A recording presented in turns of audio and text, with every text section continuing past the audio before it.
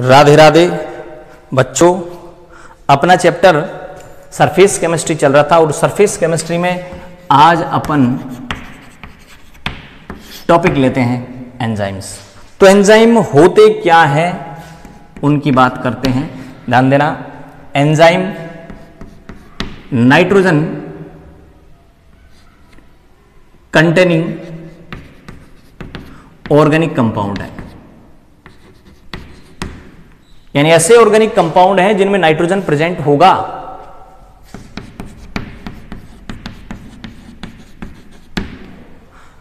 Ten से 100 nanometre इनका size होता है।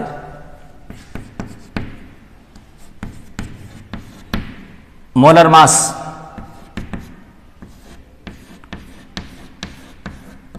ग्राम पर मोल। इनका जो मोलर मास होता है बहुत ज्यादा होता है भाई। एनिमल्स, प्लांट, इनके द्वारा ये प्रोड्यूस किए जाते हैं एंजाइम्स।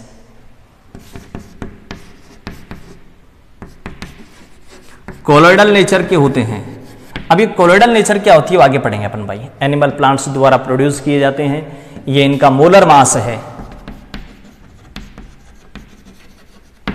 और ये इनका डायामीटर है। ठीक है। और एक बड़ी इंपॉर्टेंट बात, ये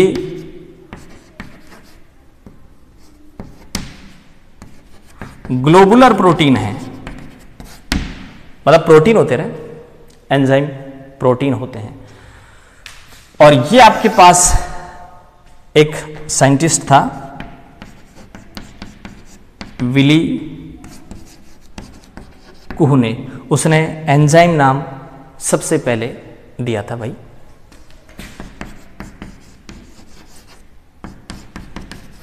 बर्जीलियस ने यह बताया था कि भाई जो अपनी बॉडी है उस बॉडी में कुछ पदार्थ होते हैं जो बायोलॉजिकल रिएक्शन को कैटेलाइज करते हैं। सबसे पहले बर्जीलियस ने बताया था और बाद में इन्हीं को ही विली कुहने ने एंजाइम नाम दिया था। ठीक है। समनर, इस समनर ने यूरिएज एंजाइम को लैब में क्रिस्टलाइज किया था, बनाया था समनर ने। तो ये आपके पास एंजाइम हो गए और ये एंजाइमों की कुछ हिस्ट्री हो गई। ठीक है। इसके बाद आगे अपन पढ़ते हैं।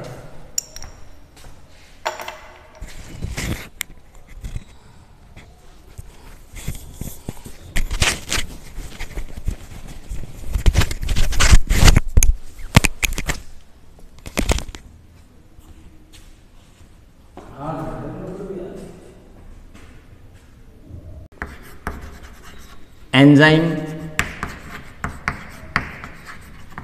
कैटेलाइज्ड रिएक्शनों की। ठीक है।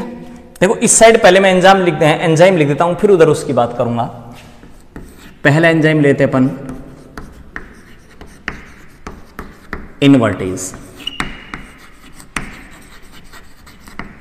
जाइमेज, maltase, lactase, urease, carbonic anhydrase,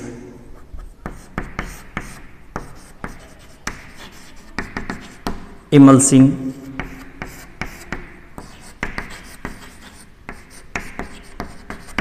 alpha amylase. ये एंजाइम हो गए, अल्फा एमाइलेज हो गया। उसके बाद है पेप्सिन है, ट्रिप्सिन है, यहीं ले लो भाई।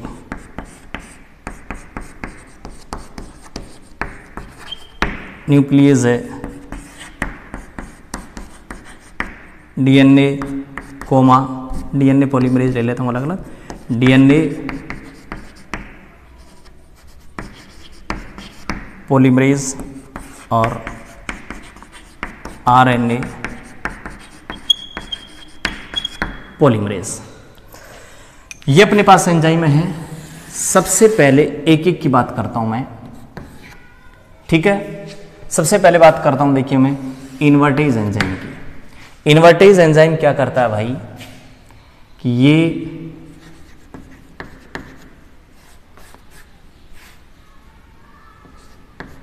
C12H22O11 का हाइड्रोलाइसिस करता है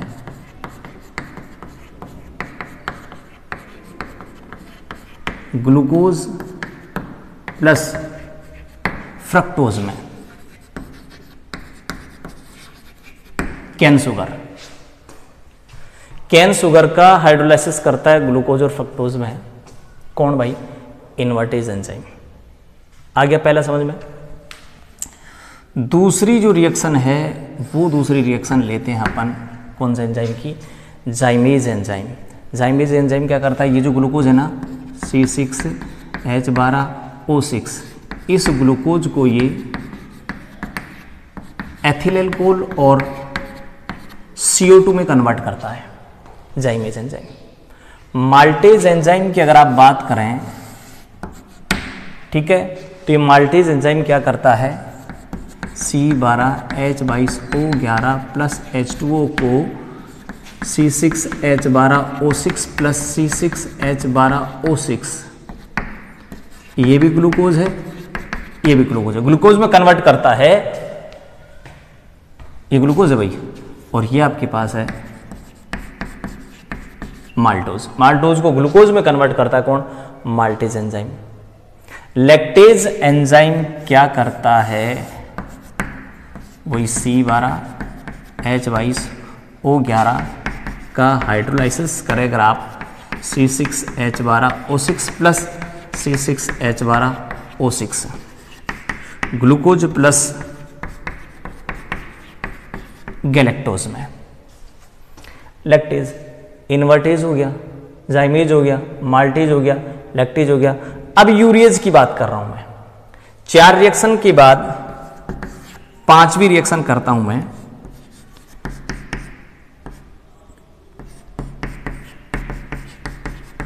ये यूरिया है और इस यूरिया का हाइड्रोलाइसिस यूरिएज एंजाइम करता है अमोनिया प्लस CO2 में। यूरिएज एंजाइम हो गया भाई। कार्बोनिक एनहाइड्रेज H2CO3, इस H2CO3 को H2O प्लस CO2 में तोड़ने का काम करता है कौन? Carbonic anhydrase enzyme. Carbonic anhydrase हो गया भाई। उसके बाद 7वां लेते हैं अपन, इमल्सिन। ये इमल्सिन क्या करता है? सेलुलोज को, इस सेलुलोज को ग्लूकोज में चेंज करता है और स्टार्च को भी ग्लूकोज में कन्वर्ट करता है। ये दोनों काम अगर आप बात देखें तो इन दोनों के हैं।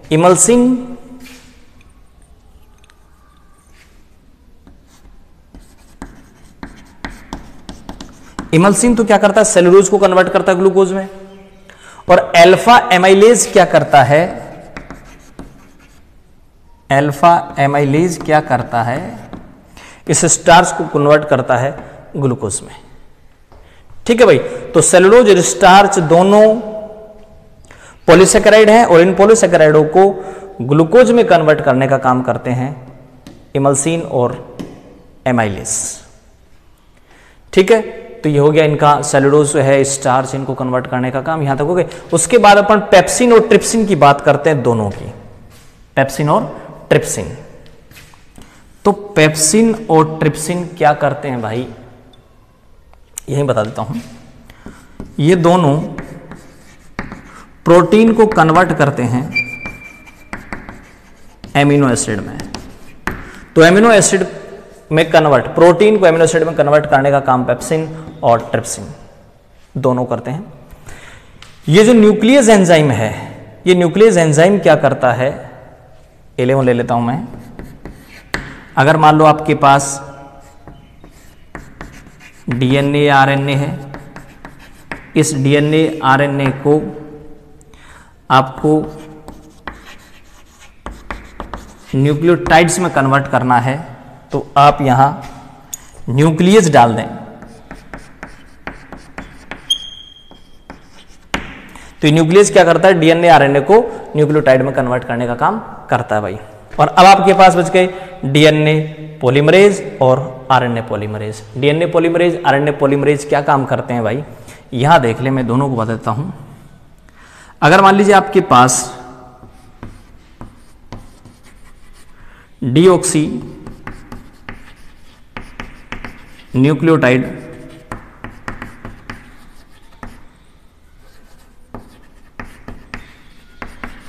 डीऑक्सी न्यूक्लियोटाइड ट्राइफॉस्फेट है और इससे डीएनए बनाना है, ठीक है। डीऑक्सी न्यूक्लियोटाइड ट्राइफॉस्फेट को डीएम में कन्वर्ट करना है, तो डीएनए पॉलीमरेज काम आता है। और इस डीऑक्सी न्यूक्लियोटाइड की जगह अगर आप राइबो न्यूक्लियोटाइड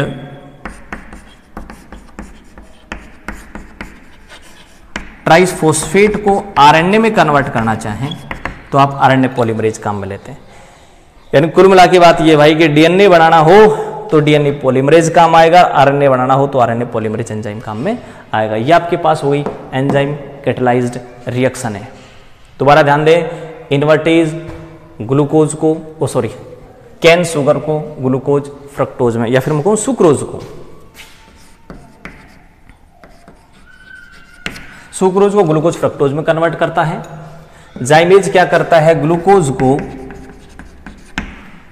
एथिल अल्कोहल में कन्वर्ट करने का काम करता है। माल्टेज माल्टोज को कन्वर्ट करने का काम करता है। लैक्टेज लैक्टोज को या इसका हाइड्रोलाइसिस करने के काम आता है। कार्बोनिक एनहाइड्रेज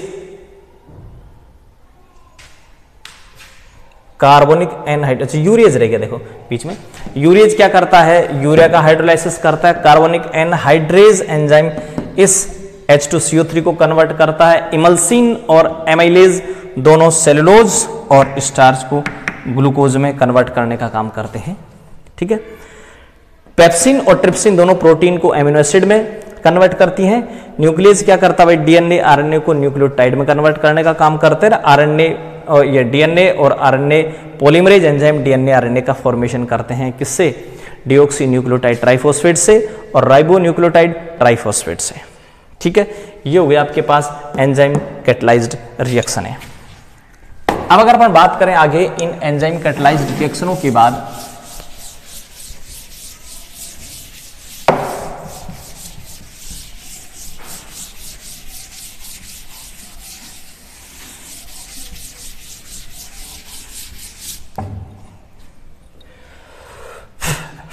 एंजाइमों द्वारा उत्प्रेरित अभिक्रियाएं थी भाई ये, ठीक है।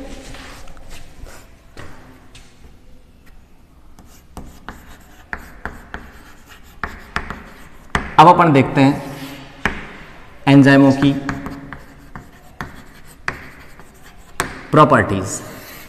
Properties of enzyme. देखिए भाई, सबसे पहली जो प्रॉपर्टीज अपन लेते हैं वो है स्पेसिफिसिटी। एक एंजाइम केवल एक रिएक्शन को ही कैटेलाइज्ड करेगा। जैसे मान लीजिए अपन बात कर रहे थे यूरिया का हाइड्रोलाइसिस कर रहे थे अपन अमोनिया और CO2 में, ठीक है। और यहां आप यूरियज एंजाइम काम में ले रहे थे, तो ये यूरियज केवल यूरिया का ही हाइड्रोलाइसिस करेगा, ध्यान रखना। यहां पर अगर आप सुक्रोज का, माल्टेज का, लैक्टेज का हाइड्रोलाइसिस करना चाहें तो ये उसका हाइड्रोलाइसिस नहीं करेगा। तो ध्यान रखना, हाईली स्पेसिफिक होते हैं यूरियज, हाईली स्पेसिफिक है, बहुत ज्यादा विशिष्टता रखता है। यूरिया का ही हाइड्रोलाइसिस करेगा, विशिष्ट है, इसका ही हाइड्रोलाइसिस करेगा, किसी और का हाइड्रोलाइसिस नहीं करेगा, जल अपघटन नहीं करेगा, बहुत ज़्यादा विशिष्ट होते हैं। दूसरी बात करें इनकी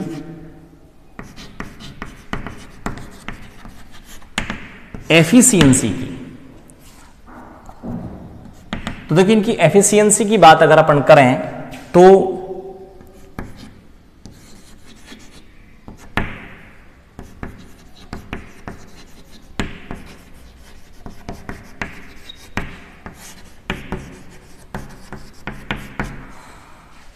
दस lakh molecules of reactant convert हो जाएंगे प्रोडक्ट में ओनली 1 मिनट में। इतनी ज्यादा इनकी एफिशिएंसी होती है, इनकी दक्षता होती है। तो इनकी जो दक्षता या एफिशिएंसी इतनी ज्यादा होती है कि 10 लाख अणुओं को 1 मिनट में ये प्रोडक्ट में चेंज कर देगा। एक एंजाइम का मॉलिक्यूल्स, एंजाइम का एक अणु 10 लाख क्रियाकारक के अणुओं को प्रोडक्ट में कन्वर्ट कर देगा। इतने ज्यादा एफिशिएंट होते हैं ये।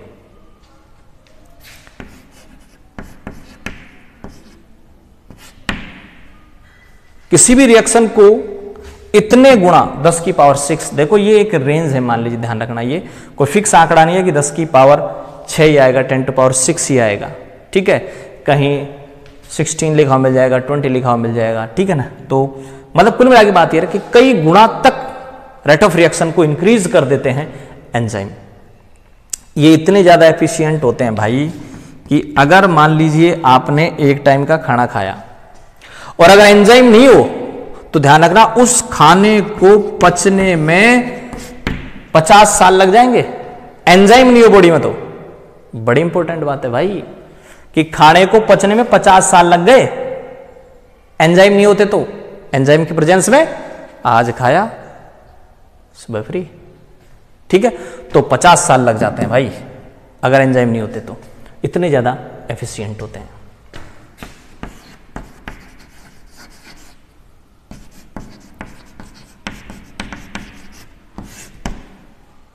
स्मॉल क्वांटिटी, बहुत थोड़ी सी मात्रा डालो, रिएक्शन हो जाएगी। आपको दूध से दही बनाना है, ठीक है, आप उसमें एंजाइम डालते हैं, एंजाइम मतलब जावन डालते हैं।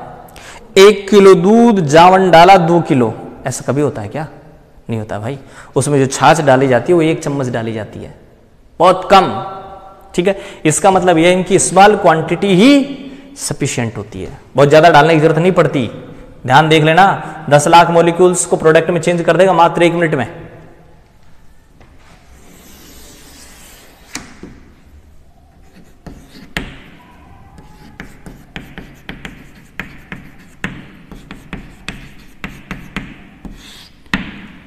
अनुकूलतम ताप, ऑप्टिमम टेम्परेचर, कोई ना कोई तो टेम्परेचर होगा भाई जिस पर उसकी रिएक्टिविटी बहुत ज़्यादा होगी।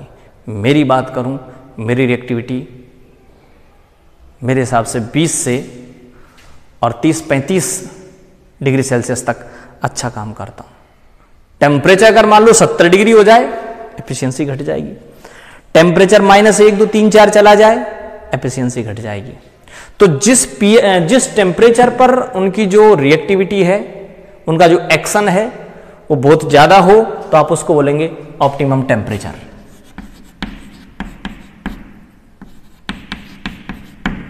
मानव बॉडी का जो टेम्परेचर है वो 310 केल्विन होता है, तो इस टेम्परेचर पर इनकी रिएक्टिविटी बहुत ज्यादा आती है, आप इन्हें ऑप्टिमम टेम्परेचर बोलेंगे। और इसी प्रकार से आप ऑप्टिमम पीएच की बात करें, अनुकूलतम ताप, अनुकूलतम पीएच, तो 5 से लेकर के 7 पीएच तक इनकी रिएक्टिविटी बहुत ज्यादा होती है। इससे पहले इसके बाद रिएक्टिविटी घटती है, डिक्रीज रिएक्टिविटी। तो इन्हें बोलेंगे आप ऑप्टिमम टेम्परेचर और ऑप्टिमम पीएच, अनुकूलतम ताप, अनुकूलतम पीएच। कुछ पदार्थ होते हैं जिनकी प्रेजेंस में एंजाइमों की रिएक्टिविटी घट जाती है, जिन्हें आप इनहिबिटर्स बोलते हैं। HCN, CS2, इनकी प्रेजेंस में एंजाइमों की रिएक्टिविटी घट जाती है, आप इन्हें इनहिबिटर बोलोगे।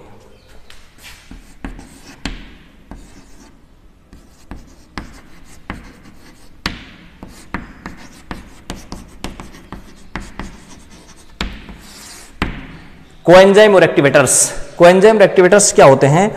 कुछ सबस्टेंस या कुछ पदार्थ ऐसे होते हैं जिनकी प्रेजेंस में रिएक्टिविटी एंजाइमों की बढ़ जाती है। जैसे आप बात करें विटामिन्स की, आप बात करें Na+1 आयन की, Ca+2 आयन की, Mn+2 आयन की। विटामिन्स की प्रेजेंस में एंजाइमों की जो रिएक्टिविटी इंक्रीज हो जाती है, इस विटामिन्स को आप बोलेंगे कोएंजाइम। तो ये विटामिन्स कोएंजाइम कहलाती हैं। और ये मेटल आयन कोबाल्ट+2, Na+1, Mn+2, कॉपर+2, इनकी प्रेजेंस में भी एंजाइमों की रिएक्टिविटी बढ़ जाती है, आप इन्हें बोलेंगे एक्टिवेटर्स। तो ये एक्टिवेटर्स हैं और ये आपके पास कोएंजाइम है। तो इनकी प्रेजेंस में रिएक्टिविटी बढ़ जाती है, इसकी प्रेजेंस में रिएक्टिविटी घट जाती है। ये आपके पास अनुकूलतम पीएच या ऑप्टिमम पीएच है, ये आपके पास अनुकूलतम ताप या ऑप्टिमम टेम्परेचर है। इनकी थोड़ी सी मात्रा ही पर्याप्त रहती है। एफिशिएंसी इनकी इतनी ज़्यादा होती है कि 1 मिनट में 10 लाख मॉलिक्यूल्स को प्रोडक्ट में कन्वर्ट कर देंगे। स्पेसिफिसिटी की बात करें तो एक एंजाइम केवल एक रिएक्शन को ही प्रोडक्ट में चेंज करेगा, हर एक रिएक्शन पर वो वर्क नहीं करेगा, ध्यान रखना।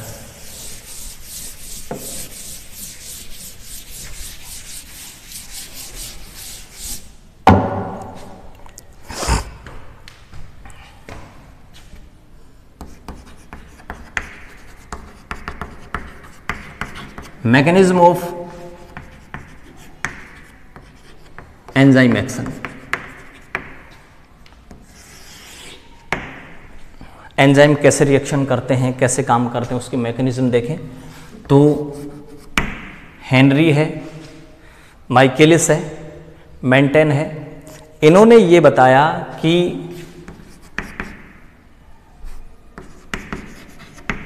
दो स्टेप में इनकी जो रिएक्टिविटी है, मैकेनिज्म है, वो होती है कैसे। स्टेप फर्स्ट की आप बात करें तो एंजाइम और सबस्ट्रेट मिलकर के एंजाइम सबस्ट्रेट संकुल बनाते हैं, कॉम्प्लेक्स बनाते हैं। यहां पर ये ई एंजाइम है, एस सबस्ट्रेट जिस पर काम करेगा, और ये जो ईएस बना है, इस ईएस को आप बोलेंगे एंजाइम सबस्ट्रेट कॉम्प्लेक्स। ठीक है भाई, तो ये आपके पास एंजाइम सबस्ट्रेट कॉम्प्लेक्स बन गया। एंजाइम और सबस्ट्रेट मिलकर के एंजाइम सबस्ट्रेट कॉम्प्लेक्स बनाते हैं, और ध्यान रखना ये स्टेप फास्ट होती है। उसके बाद अगर आप स्टेप सेकंड की बात करें तो ये enzyme substrate complex enzyme plus product में टूट जाता है। तो यहाँ ये पी प्रोडक्ट है, ये वही एंजाइम सबस्ट्रेट है। इसकी जो मैकेनिज्म है उसको मैं ऐसे भी समझा सकता हूं, जैसे एक ताला एक विशिष्ट चाबी से खुलता है ना, इसी प्रकार से एक एंजाइम केवल एक सबस्ट्रेट पे ही काम करेगा। जैसे मान लीजिए मैं बात करता हूं कि ये मेरे पास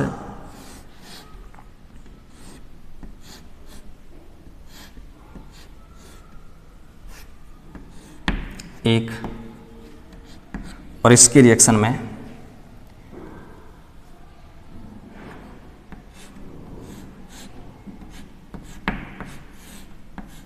इसके साथ करवाना चाहूँ। ठीक है भाई, तो मान लीजिए ये आपके पास एंजाइम है और ये आपके पास सबस्ट्रेट है। दोनों वो फास्ट थी, ये स्लो है, इसलिए आप इसको रेट डिटरमिनिंग स्टेप बोलेंगे। ठीक है भाई, वेग निर्धारक पद या रेट डिटरमिनिंग स्टेप। ये रेट डिटरमिनिंग स्टेप होती क्या है भाई, इस चीज को आप केमिकल काइनेटिक्स में पढ़ेंगे डिटेल से। तो ये एंजाइम और सबस्ट्रेट दोनों, देखो ये जो इसका हिस्सा है एंजाइम का, ये यहां पर ध्यान रखना एक्टिव साइट होती है, जहां पर NH2 COOH SH OH जैसे फंक्शनल ग्रुप होते हैं। तो ये सबस्ट्रेट और एंजाइम दोनों मिल जाएंगे और यहां पर इस प्रकार से कॉम्प्लेक्स बन जाएगा, एंजाइम सबस्ट्रेट कॉम्प्लेक्स, इस प्रकार से ये बन गया ES।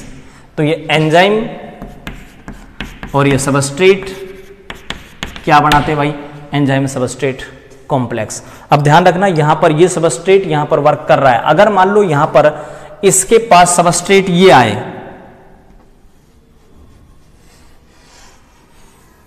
ये सबस्ट्रेट आएगा, तो ये सबस्ट्रेट इस पे फिट ही नहीं होगा, फिट ही नहीं होगा तो रिएक्शन करेगा नहीं। इसलिए ध्यान रखना ये एंजाइम केवल इसी सबस्ट्रेट को कैटलाइज करेगा, इसको कैटलाइज नहीं करेगा, तो इसकी रिएक्शन नहीं होगी, ध्यान रखना। ये हो गई आपके पास स्टेप फर्स्ट। स्टेप सेकंड में क्या होगा कि ये जो आपके पास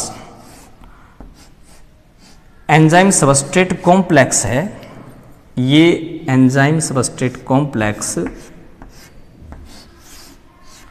टूट जाएगा एंजाइम में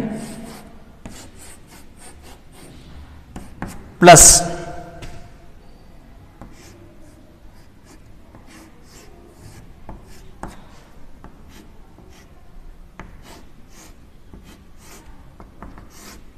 प्रोडक्ट में।